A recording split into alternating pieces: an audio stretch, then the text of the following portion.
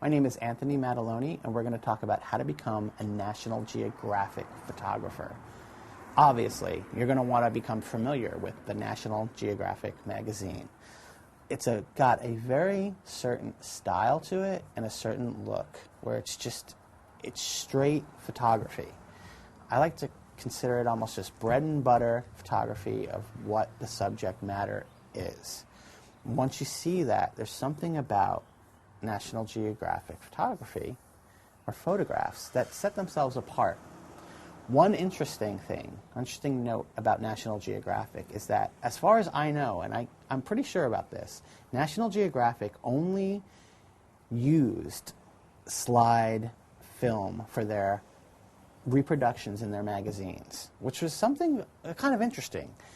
While I really do love digital photography, slide film or chrome film really is very saturated. It has a certain color look to it that even now digital still can't quite match.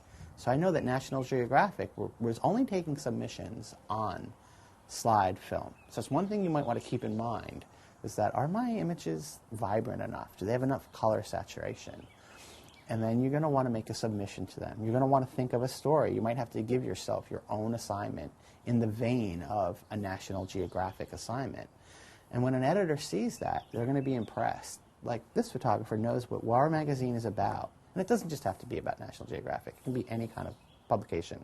But National Geographic is what you're going for here.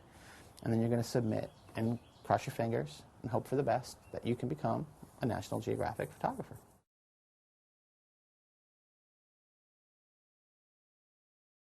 It's Anthony Mataloni, and we're going to talk about how to become National Geographic photographer.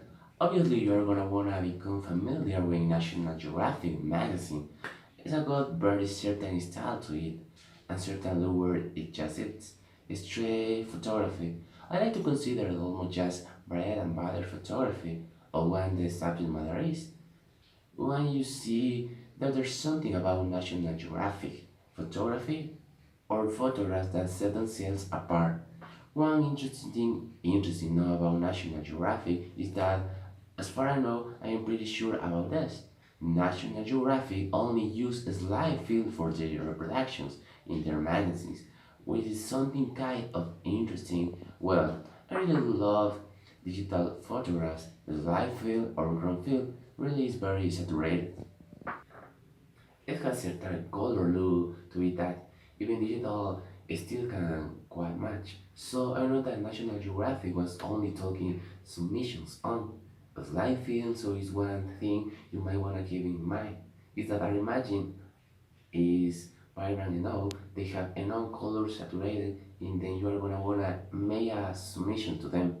You're gonna wanna think of a history you might have to give yourself. Your assignment in the vein of a National Geographic assignment, and when editor sees that there's gonna be impression of life. This photographer knows what one magazine is about, and it doesn't have to be about National Geographic, can be any kind of publication of National Geographic. Is when you are gonna for here, and then you are gonna to submit and cross your fingers and hope you're the best that you can become a National Geographic photographer.